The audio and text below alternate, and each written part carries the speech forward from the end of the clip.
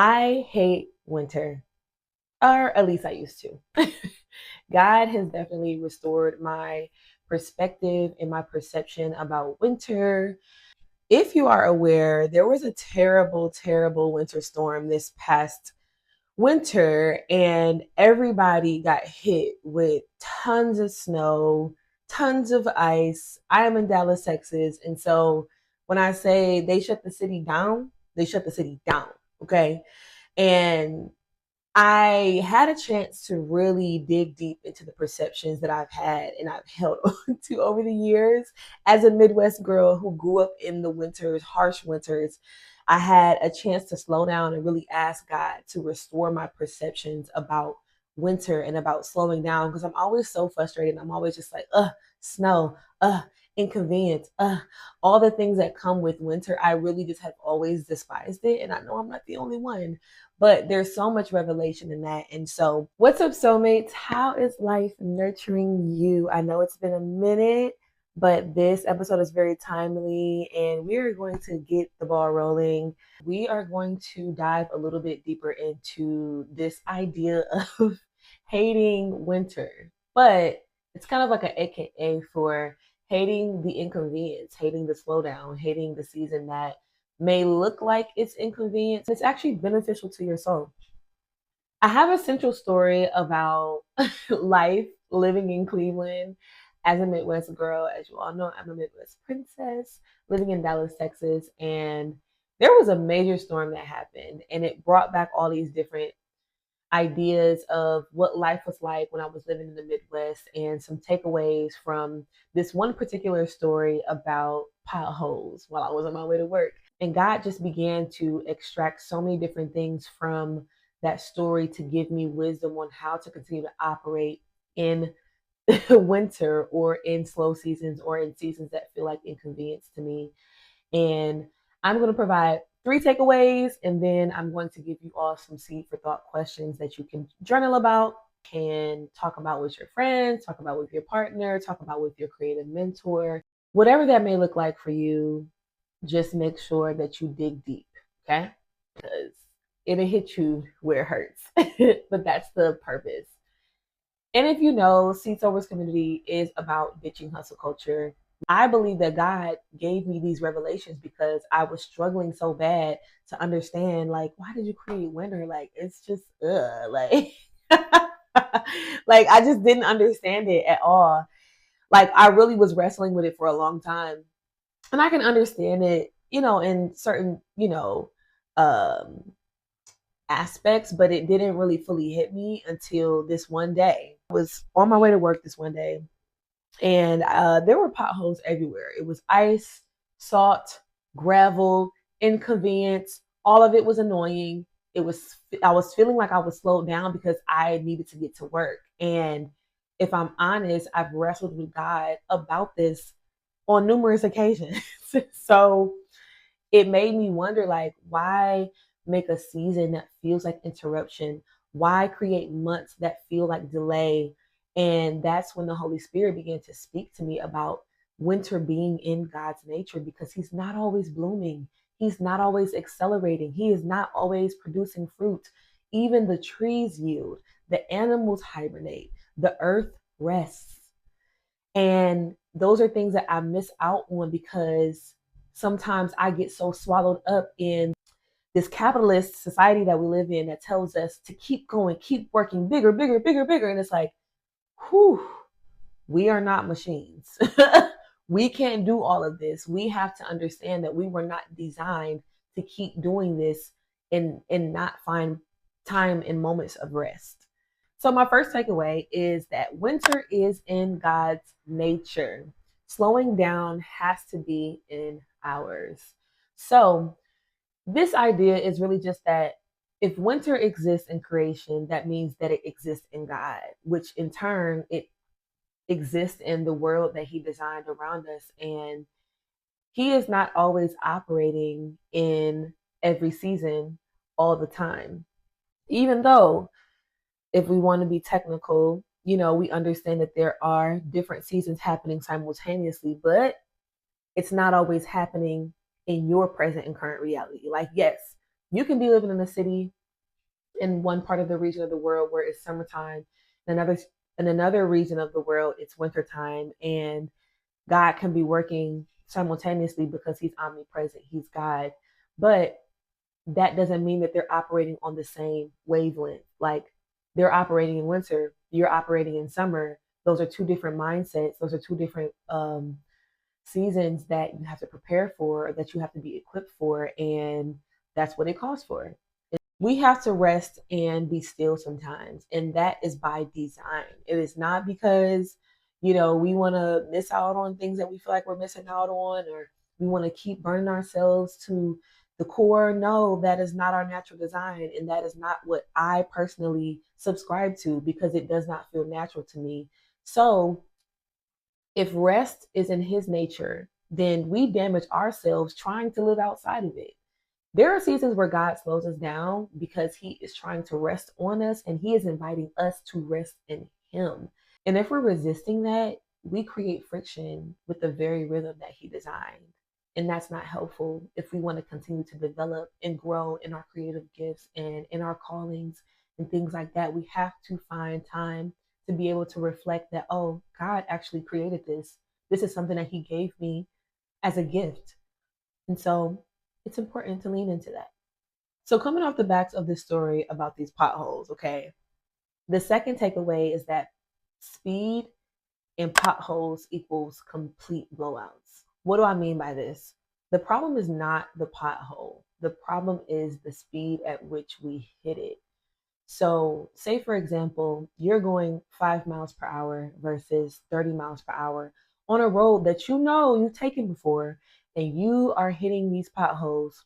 What do you think your car is going to do if you're going 5 miles per hour because you knew what to anticipate versus 30 miles per hour? And now you're in a situation where you could have had the cautionary wisdom to go slow over this pothole because you were anticipating it, versus going fast knowing that there was potholes in that street, but you decided because you still wanted to get where you were going that you were going to speed, and now you have a blowout. Now you need a tow truck. Now there's more work. Now there's more money involved. Now there's more stress. And the Holy Spirit began to invite me into this moment because I was speeding and I was just like ready to get to work because I was running behind. But why? It's because I didn't prepare. It's because I didn't leave home earlier knowing that I needed to get to work.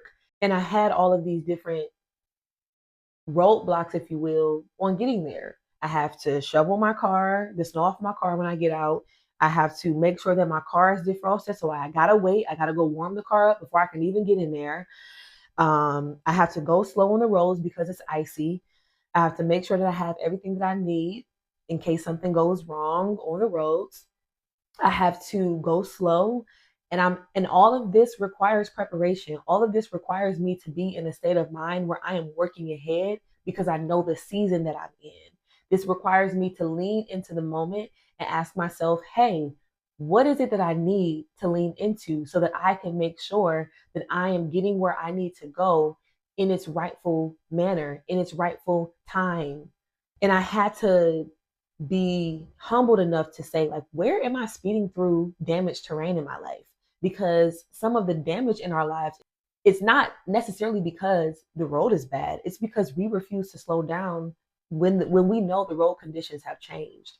And when God shifts the season, we have to make sure that we adjust our pace so that we don't hurt ourselves, so that we don't bring ourselves to a point of destruction. Because at the end of the day, we all want smooth roads. We all want, it to be nice and lovely outside. And some people love the winter. Don't get me wrong. I am not one of them. But we have to be able to anticipate these things, because at the end of the day, there's going to be construction, there's going to be storms, there's going to be detours, and sometimes road conditions change. But wisdom says, adjust your speed. It's okay. It's all right. Which leads me into point number 3. Slowing down is how you arrive safely. I think sometimes we think that if we rush to get somewhere, that's all that matters. But guess what? You don't wore yourself out rushing to get there. You don't wore yourself out wrecking yourself, wrecking your car because you didn't anticipate the type of season that you were walking into. Say, for instance, you have an audition. I had an audition in another city, and I went to go audition, and I had to make sure that I'm looking up all of anything that would get in my way. Of course, I made sure that, one of my family members, they took me to the audition. I made sure that I had gas money for them. I made sure that my flight was arriving in a timely manner for me to be able to have a gap of time to get to the audition place, to be able to change, to be able to do all these things. But that took a lot of preparation and making sure that I'm leaving space for error. I'm leaving space and I'm leaving room for me to do the things that I'm not necessarily anticipating from like a frantic standpoint, but it's using wisdom and making sure that I am positioning myself for the best outcome because I know what to anticipate going there.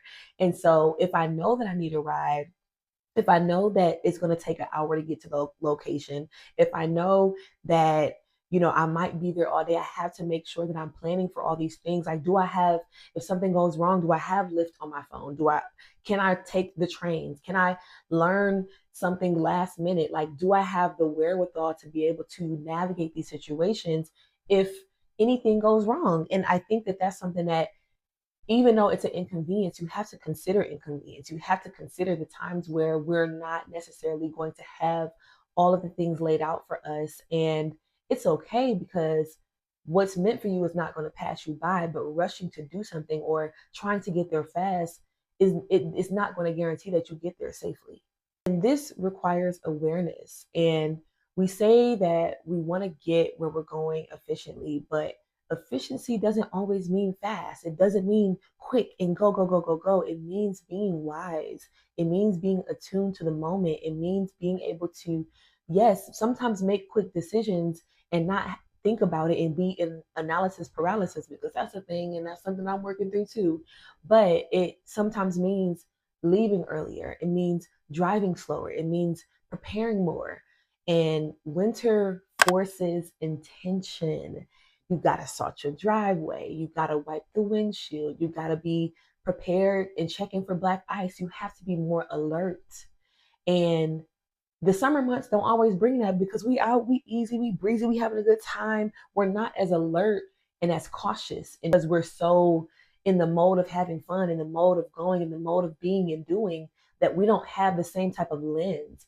And I believe that God put this on me to be able to take and extrapolate those types of ideals of what he requires of me in seasons where I need to slow down and I need to go inward. And I have like two different brains. I have a brain where I am learning and processing, and I have a brain where I am experimenting, doing, and just in action. And while those things can coexist, I believe that there are seasons that support one better than the other. And usually in winter months, it's easy to process, study, learn, go inward.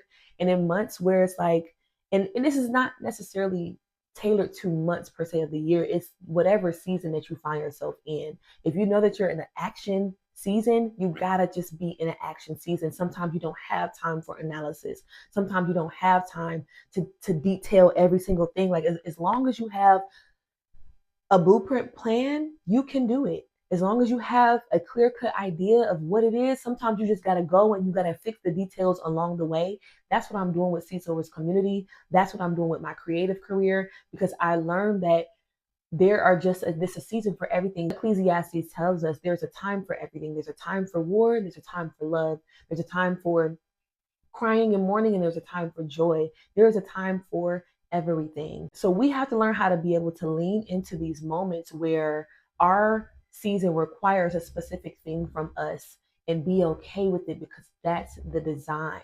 And we have to be able to trust God with the design of what he intends for our lives and how he created the earth. And I began to think about my own life. Where have I refused to adjust for the season that I'm in? Where am I rushing because I don't like the inconvenience? Where am I impatient? Do you want to arrive fast, or do you want to arrive whole?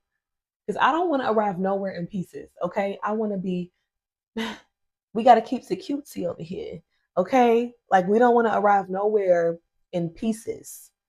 And that's what also standing in the will of God would allow us to do. And I am learning that constantly. It's like, Lena, You don't want to arrive anywhere in pieces. It's okay. It doesn't mean that you're quitting. It just means that you're slowing down so that you can get where you're going safely. I don't need any collisions, any problems, any issues. And so I know that we have to learn how to lean into that. So here are some closing reflection questions in Seed for Thought. Where have you not slowed down? Ponder on these things. What are you in a rush to prove? What are you in a rush to secure? Where are you trying to arrive so quickly at? What season are you fighting because it feels inconvenient? How can you find rest in the very thing that feels resistant to you? When something is feeling resistant, there's a warfare that's likely happening around what's happening in the heavenly realms, what's happening in the earthly realms, and what God has for you is already sealed and dealed in heaven. When we start feeling resistance about certain things that we want to do, whether it's rest or whether it's action, we have to be able to lean into that and allow God to partner with us and move and breathe through us as we go forth in those things. Because the goal is not just to move. The goal is to develop you. It's not always about action. It's about growth. Repeat after me. My Father in heaven says that every good and perfect thing comes from Him, and He created me. Therefore, I am His good thing and His good idea. If I am His good idea, that means that every seed inside of me carries the fingerprint of His goodness. When I take those seeds and steward them well, His fingerprint gets to live on forever. Thanks for being here, soulmate. Don't forget to like, subscribe, and share with another creative that needs to be reminded that they are a good idea too. Until next time.